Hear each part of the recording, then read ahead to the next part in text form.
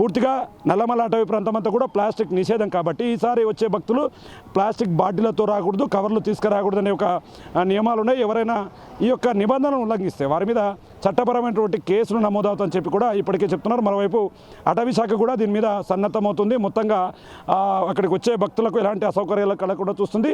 ప్రకృతి రమణీయతలో ఆహ్లాదకరమైనటువంటి వాతావరణంలో లింగమయ్యను దర్శించుకోవడానికి భక్తులు పెద్ద సంఖ్యలోకి వస్తారు.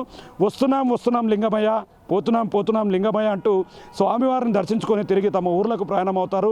జీవితంలో ఒక్కసారైనా లింగమయ్యను దర్శించుకుంటే ఇదే మా మహాభాగ్యం అని చెప్పి కూడా భక్తులు నమ్ముతారు. ఏదేమైనప్పటికీ తెలంగాణ అమర్నాథ్ యాత్రగా పేరుగాంచినటువంటి ఈ యాత్ర మరికొద్ది రోజుల్లో ప్రారంభం కాబోతుండడంతో భక్తులంతా కూడా ఎప్పుడెప్పుడా లింగమయ్యను దర్శించుకోవాలని వెయిట్ చేస్తున్నటువంటి సిచ్యువేషన్ అయితే అమరాబాద్ అటవీ ప్రాంతంలో కనపడుతుంది.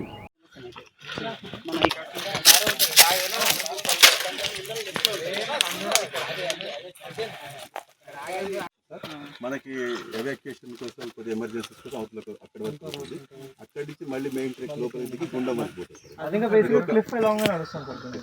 ఇది ఒక 3 కిలోమీటర్స్, ఒక 1 కిలోమీటర్, 2 గుట్టలు దిగాలి.